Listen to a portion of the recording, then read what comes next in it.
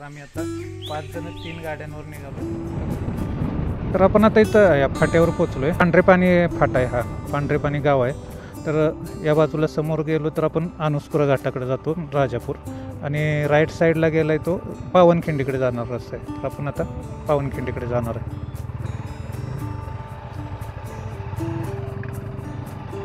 पावनखिंडीचं जे पार्किंग बनवलं आहे त्या पार्किंग जवळ पोहोचतोय आपण।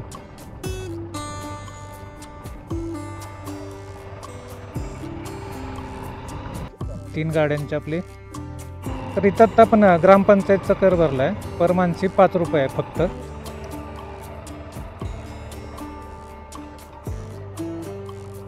आपण पोहोचलेलो पावनखिंडीला। त्या ठिकाणी पार्किंग आहे, तर आपण जाऊया खाली पावनखिंडीकडे।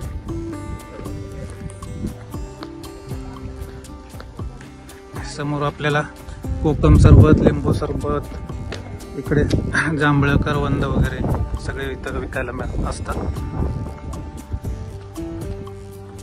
तर हे समोर आपल्याला दिसतंय हे आहे एक बुरुजवाजा, एक स्मारक बांधलेलं आहे इथं, जो बाजीप्रभू देशपांडे आणि बांदल वगैरे जे होते मावळे, त्यांनी जो पराक्रम गाजवला त्याच्या स्मरणार्थ इथे एक बुरुज आता 8-10 वर्षातच हा बांधलेला आहे।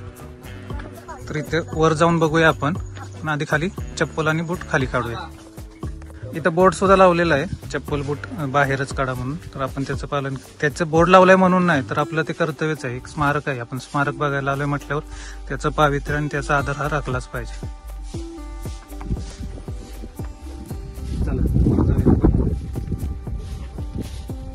हा परिसर पाहूया पावनखिंडीचा। समोर आपल्याला भगवा फडकताना दिसतोय, मस्त भगवा फडकताना दिसतोय।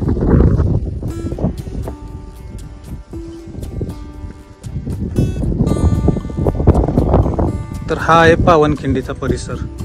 ह्या ज्या खालून पायऱ्या गेलेल्या आहेत, ह्या पायऱ्यावरून खाली जायचं आहे आपल्याला। इथं जाऊन ते जे शेड बांधलं इथं, या शेडच्या तिथं ती खिंड आहे मोठी अशी खाली, अशी ती जाऊन आपण खाली जाऊन बघणारच आहोत। त्याच्या आधी हा परिसर बघूया।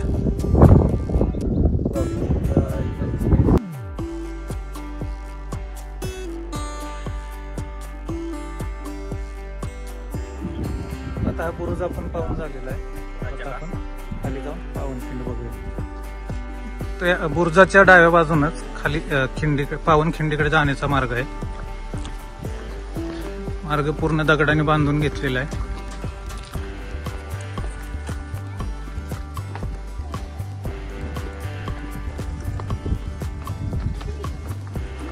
इथे बघा मुलं जांभळं विकायला बसलेली, छान जांभळं आहेत, करवंद आहेत, छान आहेत एकदम।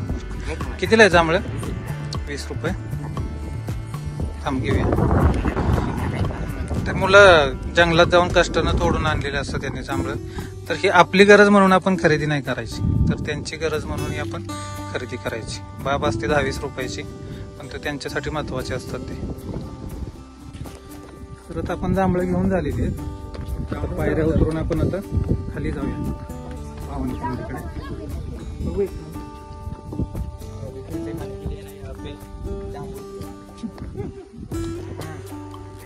अतिशय गोड आहे जांभूळ, एक नंबर।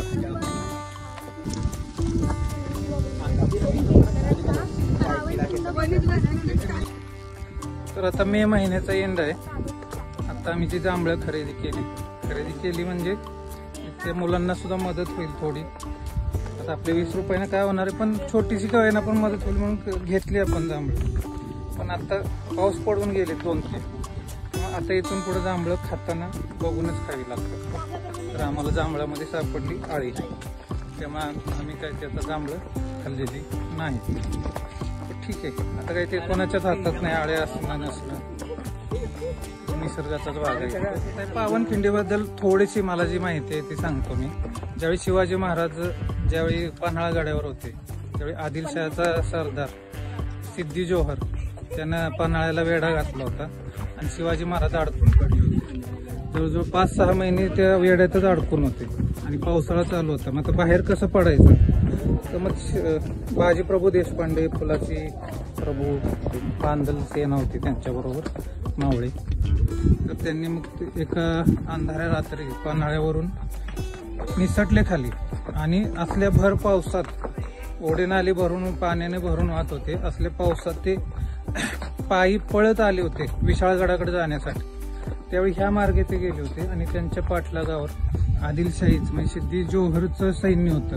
5,000 ते 6,000 सैन्य त्यांच्या मागं. यांचे अवघे 300 मावळे होते.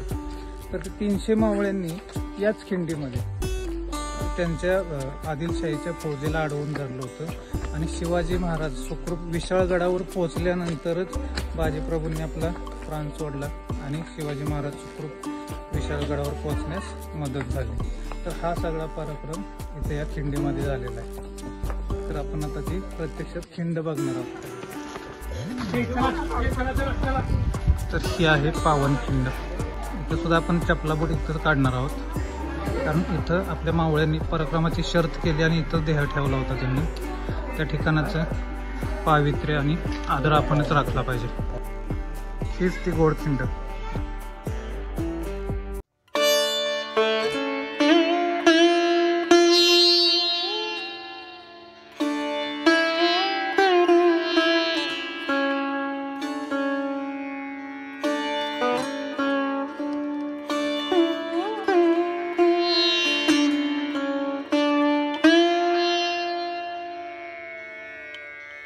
आपण इथून पायऱ्या उतरून खाली यावं लागते आणि हीच ते आहे घोडखिंड.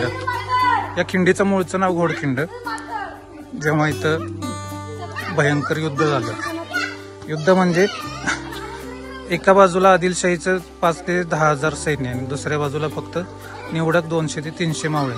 यांच्यामध्ये घनघोर लढाई झाली आणि फक्त 200 ते 300 मावळ्यांनी याच खिंडीमध्ये आदिलशाहीच्या सैन्याला अडवून ठेवलं आणि आपल्या छत्रपती शिवाजी महाराजांना विशाळगडावर सुखरूप पोहोचण्यास मदत केली. आता खिंडीमध्ये खाली उतरण्यासाठी पायऱ्यांची सोय केलेली दिसते. इथून आपण खाली जाऊन पाहू शकतो खिंड. तर खूपच अरुंद अशी खिंड आहे. या अरुंद खिंडीचाच फायदा त्यावेळी आपल्या मावळ्यांना झाला होता आणि भली मोठी फौज या छोट्याशा खिंडीमध्ये अडवून ठेवली होती. आत्ताचे आपले मावळे या खिंडीतून वर चढताना दम लागतोय. मग त्यावेळी पूर्ण रात्रभर पळत येऊन या खिंडीमध्ये तासन तास युद्ध कसं केलं असेल त्यावेळेच्या मावळ्यांनी, ही सुद्धा विचार करण्यासारखी गोष्ट आहे. किती अफाट शक्ती आणि इच्छाशक्ती असेल त्यांच्याकडे. तर आता आपण खाली जाऊन घोडखिंड पाहूया. घोडखिंड म्हणजेच पावनखिंड पाहूया.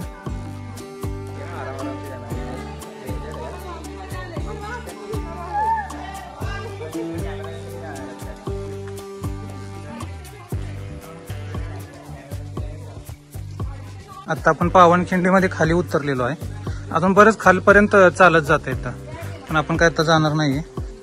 फक्त याच्यावरून फक्त आपण कल्पना करणार आहे की किती दुर्गम भाग आणि त्यावेळी असल्या दगड धोंड्यामध्ये युद्ध करणं ही सोपी गोष्ट नाही. समोर 5,000 सैन्य आणि इकडे फक्त 300 मावळे.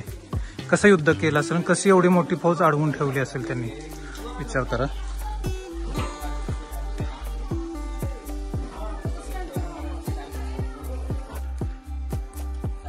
तर आता पावनखिंड बघून झालेली आहे, आपली दर्शन झालेलं आहे. तर मंडळी, हा व्हिडिओ आपण इथंच संपवतोय. व्हिडिओ आपल्याला आवडला असल्यास लाईक करा, आपल्या चॅनलला सबस्क्राईब करा आणि शेअर करा. धन्यवाद.